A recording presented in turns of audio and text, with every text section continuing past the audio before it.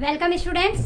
आशा है आप लोग खुश होंगे और स्वस्थ होंगे। तो बच्चों, मैं Prabha Pargai Arden Progressive School Lamachaur Haldwani से आज आपके लिए कक्षा 10 का पाठ 3 देव यानी कि पाठ 3 देव का सवैया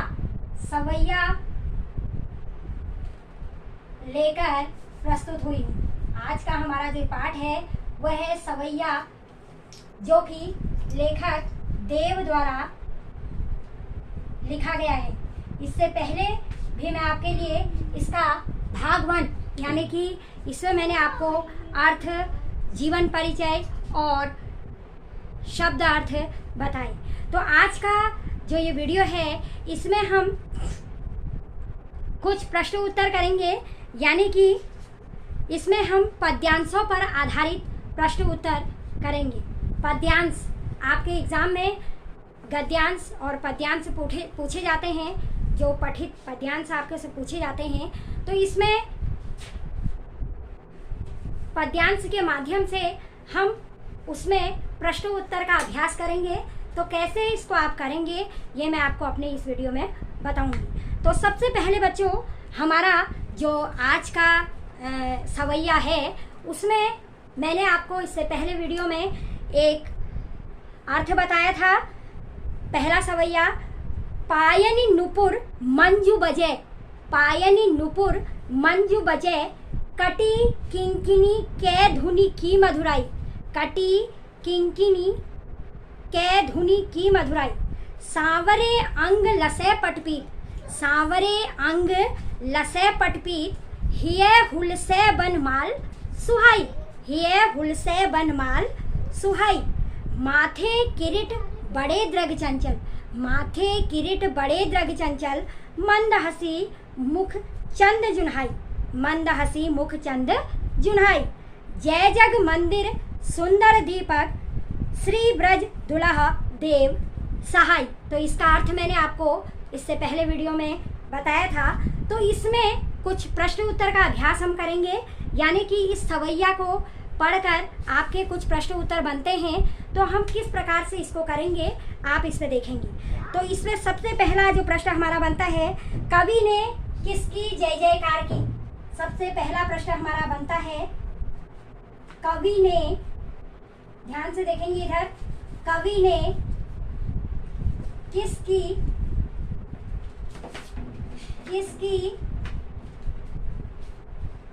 जय जयकार की।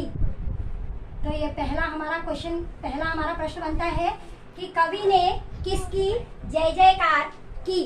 तो पहला हमने जो क्वेश्चन लिखा, तो इसके माध्यम से मैंने आपको अर्थ बताया कि कवि ने भगवान कृष्ण की, इसमें कृष्ण के मोहक रूप का वर्णन किया गया है, यानी कि कृष्ण के जो सुंदर सलोना रूप है उसका वर्णन कवि देव ने किया है। इसके पहले वाला जो सवैया मैंने आपको पढ़ाया था, इसके अर्थ में आपने कृष्ण का मोहक वर्णन यानी कि उनके रूप सौंदर्य का वर्णन किया था। तो इसका जो हम आंसर लिखेंगे वो लिखेंगे कि उत्तर आएगा आपका, कवि ने इसमें कृष्ण के, किसके बच्चों, कृष्ण के, श्री कृष्ण की जय जयकार की। तो इस सवैये में आपका पहला क्वेश्चन ये बना कि कवि ने इस सवैये में किसकी जय जयकार की है। तो आपको पता है कि पहला जो हमारा ये सवैया है इसमें कृष्ण के बारे में यानी कि कृष्ण के रूप सौंदर्य के बारे में बताया गया है। तो हम इसका उत्तर लिखेंगे कि कवि ने इसमें कृष्ण की जय जयकार की। अब इसी में हमारा दूसरा जो प्रश्न है वो बनता है कि सवैया में किसका बाल चित्र प्रस्तुत है। आपको पता है दूसरा प्रश्न हमारा इससे बनता है प्रश्न नंबर 2। ये प्रश्न नंबर 1 मैंने आपको कराया कि सवैया में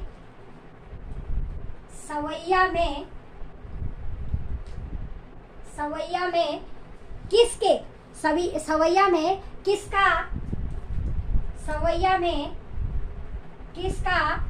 बाल चित्र प्रस्तुत किया गया है, प्रस्तुत किया गया है। तो आपको पता है किया गया है, तो आप इसका उत्तर लिखेंगे। आपको पता है कि आपको यहाँ पर बताया गया है कि इस सवैया में कवि ने श्री कृष्ण के बाल स्वरूप का वर्णन किया गया है, बाल चित्र का वर्णन किया गया है। सवैया में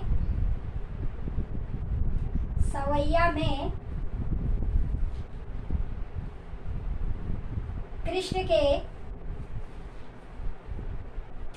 बाल चित्र का वर्णन किया गया है, बाल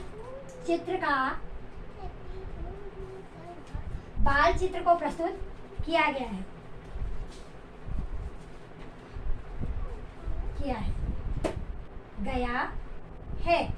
तो इस तरह पहला वाला जो आपका सवैया है उसमें जो पहला वाला आपका मैंने अभी आपको पढ़ के सुनाया उसमें आपके 2 क्वेश्चन ये बनते हैं। पहला क्वेश्चन कवि ने किसकी जय जयकार की, और दूसरा प्रश्न है सवैया में किसका बाल चित्र प्रस्तुत किया गया है।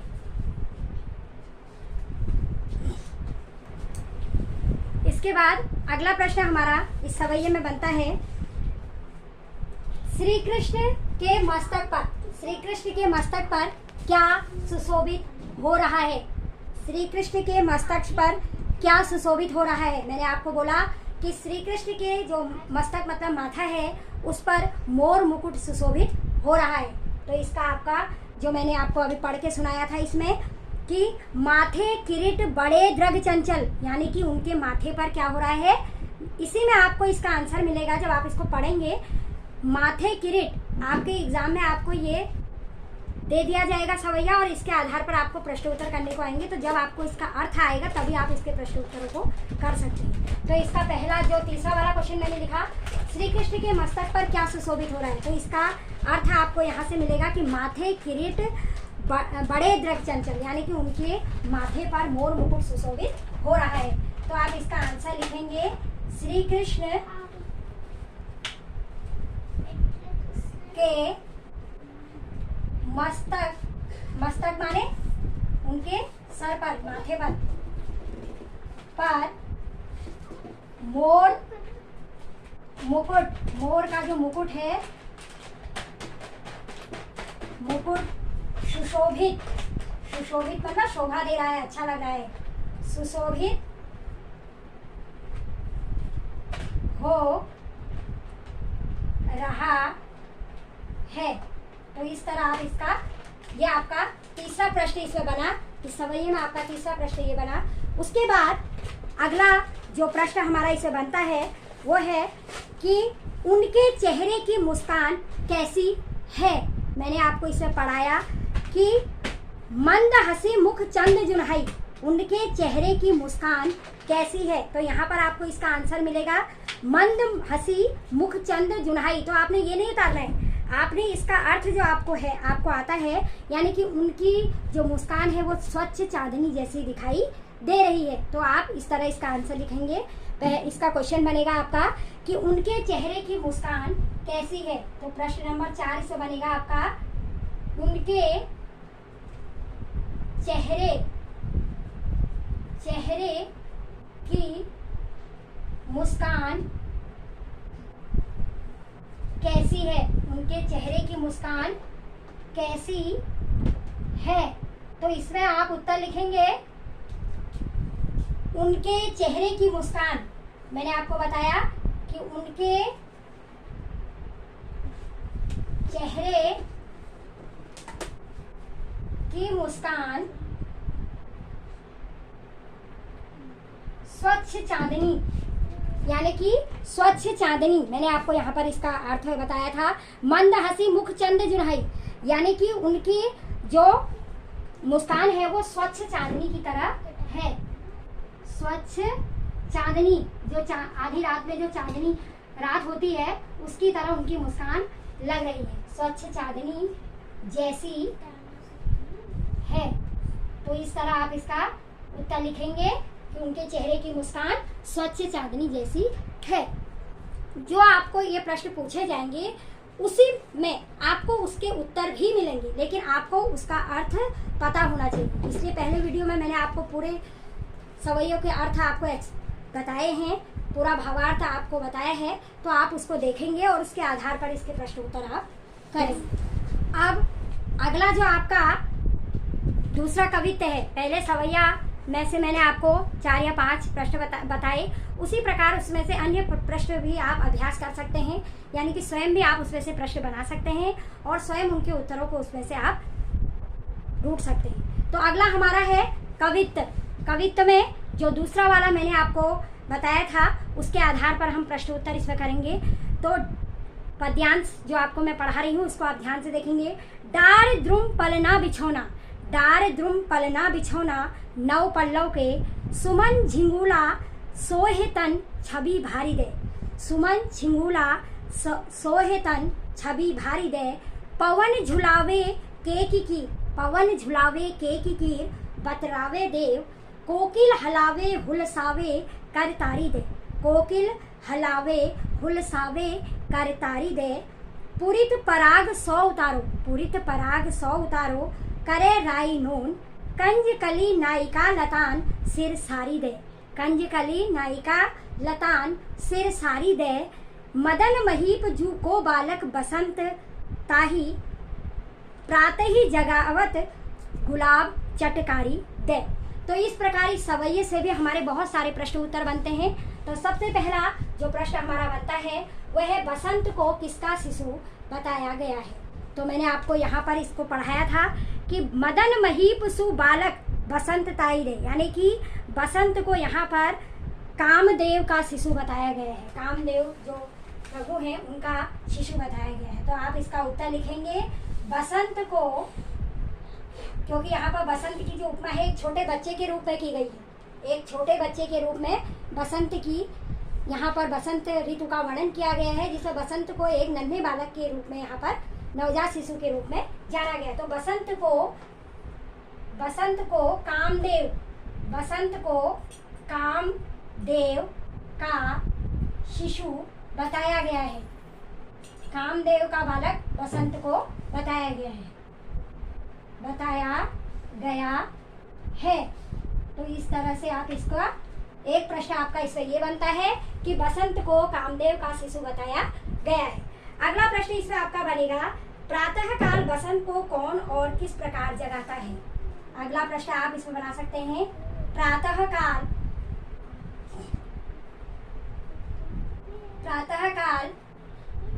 बसंत को कौन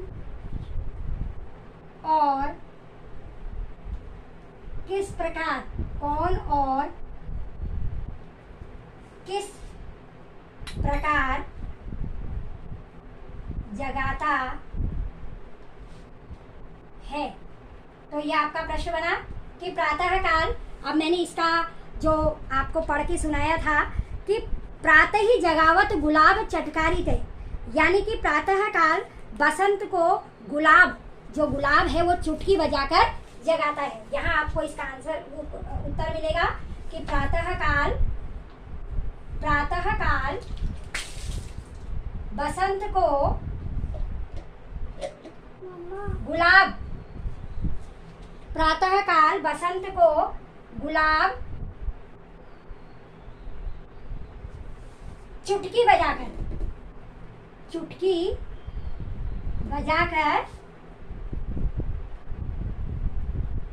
जगाता है। तो इस तरह इसमें आपके दो प्रश्न मैंने बनाए। पहला मैंने बनाया बसंत को किसका शिशु बताया गया है, तो बसंत को कामदेव का शिशु बताया गया है। दूसरा है प्रातः काल बसंत को कौन और किस रूप में, किस प्रकार जगाता है। तो आपको मैंने इसमें लास्ट में आपको पढ़ाया था कि प्रातः ही जगावत गुलाब चटकारी दे, यानी कि प्रातः काल जो गुलाब है वो चुटकी बजाकर बसंत को जगाता है। तो इस तरह से इसमें आपके दो क्वेश्चन के अलावा और भी क्वेश्चन बनते हैं। तो तीसरा क्वेश्चन हम करेंगे। तीसरा क्वेश्चन मैं अभी आपके लिए लिखती हूँ।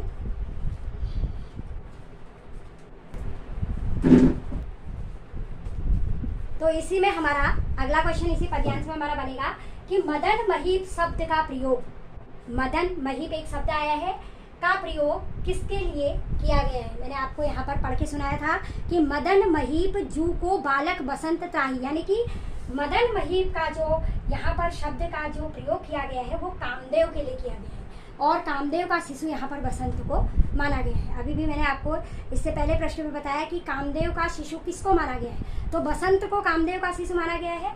तो यहाँ पर जो मदन महीप है, इस शब्द का प्रयोग कामदेव के लिए किया गया है, यानी कि मदन महीप का अर्थ आपका कामदेव है। तो इस तरह से आप इसको करेंगे। इसी में अगला क्वेश्चन जो बनेगा वो एक प्रश्न आपका, जैसे इसमें ये भी बन सकता है कि बालक बसंत को झूला कौन झूला रहा है तथा कोयल क्या कर रही है। ये भी इसमें मैंने आपको बताया। पवन झुलावे के कीर बरतावे देव, कोकिल हलावे हुलसावे करतारी दे। तो यहाँ पर आप लिखेंगे कि मोर और तोते बालक बसंत से बातें कर रहे हैं, उनका मन बहला रहे हैं, और कोयल जो है वो ताली बजा बजा कर बसंत का क्या कर रही है, स्वागत कर रही है। तो इस तरह से बहुत सारे प्रश्न आपके इसमें बन सकते हैं, लेकिन अगर आपको इसका अर्थ पता नहीं है तो आपको जो उत्तर हैं उनको देने में कठिनाई होगी। तो सबसे पहले आपको इसका भावार्थ का, जो मैंने पहला वीडियो आपको भेजा है उसमें मैंने सारा भावार्थ आपको, हर एक भावार्थ आपको स्पष्ट रूप से बताया, तो आप उसको देखेंगे। उसके आधार पर पद्यांश में पूछे गए जो प्रश्न उत्तर है वो आपको आसानी से करने में सुविधा होगी। तो इस तरह मैंने आपको पहला सवैया और दूसरा कवित्व से कुछ प्रश्न उत्तर अभ्यास के रूप में आपको यहाँ पर बताए। अब हमारा जो तीसरा है, वो तीसरा वाला जो हमारा है उसमें भी हमारे कुछ प्रश्न बन सकते हैं। तो हम तीसरा जो है इसको पढ़ेंगे। फटिक सिलानी 100 सुधरायो, फटिक सिलानी 100 सुधरायो, सुधा मंदिर उदकी दधी को 100 अधिकाई, उमंगे अमंद, बाहर ते भीतर लो, बाहर ते भीतर लो, भीति न दिखेवे देव, दूध कोसो फेन फैलियो, आंगन फरस बंद, तारा सी तरुणी तामे, ठाड़ी झिलमिल होत, मोतिन की ज्योति मिलियो, मल्लिका को मकरंद, आरसी से अंबर में आभा, सी उजारी लगे, प्यारी राधिका को प्रतिबिंब, 100 लगत चंद। तो इस वाले जो कवित्व है इसमें भी आपके बहुत सारे ऐसे प्रश्न उत्तर बन सकते हैं जो अभी आप बनाएंगे। तो हम इस पर कुछ प्रश्न उत्तर आपके बनाएंगे।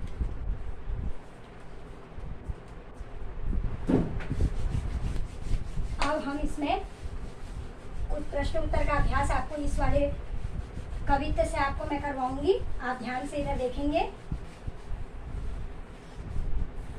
जैसे पहला है, इसमें पहला आपका बन सकता है कि चांदनी रात में आसमान कैसा प्रतीत हो रहा है।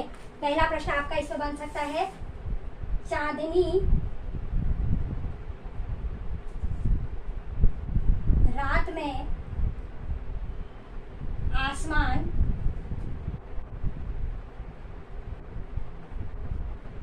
कैसा प्रतीत हो रहा है, कैसा प्रतीत, चांदनी रात में आसमान कैसा प्रतीत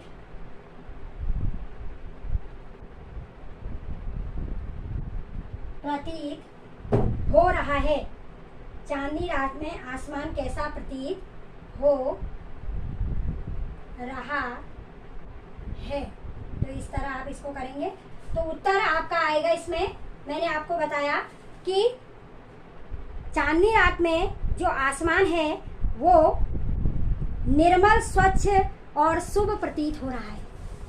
कैसा? निर्मल, स्वच्छ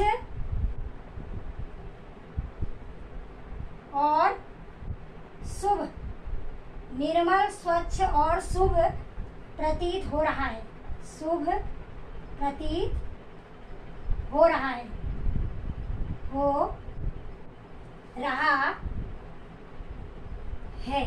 तो इस तरह से एक प्रश्न आपका इसमें बना जिसमें कि आपको चांदनी रात की आभा का सुंदर और मनोहारी वर्णन किया है। इसी प्रकार इसमें आपका दूसरा क्वेश्चन बन सकता है कि फटिक सिलानी 100 सुधरायो, सुधा मंदिर पंक्ति में प्रयुक्त अलंकार का नाम बताइए। तो मैंने आपको पहली क्लास में भी बताया था 9th में कि जहाँ पर एक वर्ण की आवृत्ति फटिक सिलानी सौ सुधरायो, एक शब्द इसका आया है आपका फटिक सिलानी सौ सुधरायो। इस तरह के प्रश्न भी आपके एग्जाम में पूछे जा सकते हैं, अलंकार से संबंधित या रस से संबंधित या छंद से संबंधित। तो ये आपको आना चाहिए कि जैसे पहला इसमें दे रखा है कि फटिक सिलानी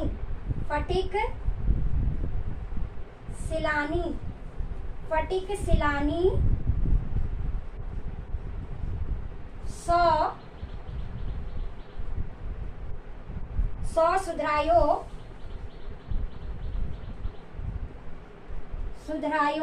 सुधा मंदिर सुधा। तो इस तरह से यह प्रश्न आपका पूछा जा सकता है कि इसमें कौन सा अलंकार है, इसमें कौन सा अलंकार है, में कौन सा अलंकार है। तो कक्षा 9 में भी आप लोग पढ़ चुके हैं अलंकार। आपको मैंने बताया था कि जहां पर एक वर्ण की आवृत्ति बार बार होती है, जहां पर एक वर्ण की आवृत्ति क्या होती है बच्चों, बार बार होती है, वहां पर कौन सा अलंकार होता है, अनुप्रास अलंकार। तो आप यहाँ पर लिखेंगे अनुप्रास अलंकार, क्योंकि यहाँ पर क्या हो रहा है, एक वर्ण आपका बार बार आ रहा है। ये आपको कक्षा 9 में मैंने आपको जब अलंकार पढ़ाए थे तब आपको बताया था कि जहाँ पर एक वर्ण की आवृत्ति बार बार होती है वहां पर अनुप्रास अलंकार होता है। तो इस तरह के प्रश्न भी आपके पद्यांश में पूछे जा सकते हैं कि प्रयुक्त पद्यांश में यहाँ पर कौन सा अलंकार है, कौन सा रस है। तो ये भी आपको पता होना चाहिए कि किस तरह से अलंकार से संबंधित प्रश्न हैं, या कोई विलोम शब्द है, किसी शब्द का पर्यायवाची है, ये सारे भी आपके पद्यांश में पूछे जा सकते हैं। तो इस तरह से आपके जो तीसरा वाला कवित्व है उसमें मैंने आपको 2 प्रश्न करवाए। इसमें एक प्रश्न ये भी बन सकता है कि कवि द्वारा कल्पित सुधा मंदिर किससे निर्मित है। कवि ने जो कल्पित सुधा मंदिर की बात की है वह किससे निर्मित है। तो मैंने आपको बताया था जो कल्पित सुधा मंदिर है वो किससे निर्मित है, वो एक स्वच्छ चांदी का बना हुआ महल यानी कि स्वच्छ चांदनी से निर्मित है। तो इस तरह से इसका प्रश्न का उत्तर आप लिख सकते हैं। तो इसी में आप और भी प्रश्न के उत्तर बना सकते हैं पद्यांश के आधार पर। जो पद्यांश आपसे एग्जाम में पूछा जाएगा उसके आधारित प्रश्न आपसे पूछे जा सकते हैं। तो आपको उस पर आधारित प्रश्नों का अभ्यास करना है और नित अभ्यास से ही आपको इन प्रश्नों के उत्तर आएंगे। लेकिन सबसे पहले आपको इस बात का ध्यान रखना है कि पद्यांश में, गद्यांश में तो आप सीधे वहाँ से उतार लेते हैं, यानी कि आपको ऊपर स्पष्ट दिखाई देता है उत्तर और आप लिख लेते हैं। लेकिन पद्यांश में आपको वही चीज़ नहीं उतारनी है, पद्यांश की चीज़ ही आपको उत्तर में नहीं उतारनी है। आपको उसका अर्थ अगर आपको उसका अर्थ आता है तो उसके अर्थ के आधार पर ही आपने उसका उत्तर लिखना है। कई बच्चे उसी को, जैसे जो पद्यांश पूछे ऊपर लिखा गया है उसी को, लाइन को उसी उत्तर में उतार देते हैं, जो कि गलत है। आपने वो नहीं उतारना है, बल्कि उसका जो अर्थ कहा जा रहा है, जो अर्थ उस पर पूछा जा रहा है, उसके अनुसार आपने उसका उत्तर लिखना है। कोई भी चीज़ आपने, जैसे मैंने अभी पहला वाला आपसे बोला था कि सवैया में किसके बाल स्वरूप का वर्णन किया गया है, तो आप वहाँ पर उस पद्यांश को नहीं लिखेंगे, उस लाइन को नहीं लिखेंगे, बल्कि उसका स्पष्ट भावार्थ उस पर लिखेंगे कि वहाँ पर श्री कृष्ण के बाल स्वरूप का वर्णन किया गया है। तो इस तरह मैंने आपको आज पद्यांश पर आधारित प्रश्न उत्तरों का अभ्यास करवाया। आपने स्वयं भी अपनी बुक में देखकर, आपकी बुक में बहुत सारे ऐसे पद्यांश दिए होंगे जिनको आप अपने अनुसार प्रश्नों को बना सकते हैं और अपने अनुसार प्रश्नों का अभ्यास कर सकते हैं। तो बच्चों, अगली वीडियो में मैं आप लोगों के लिए अगला चैप्टर लेकर प्रस्तुत हूँ। Thank you.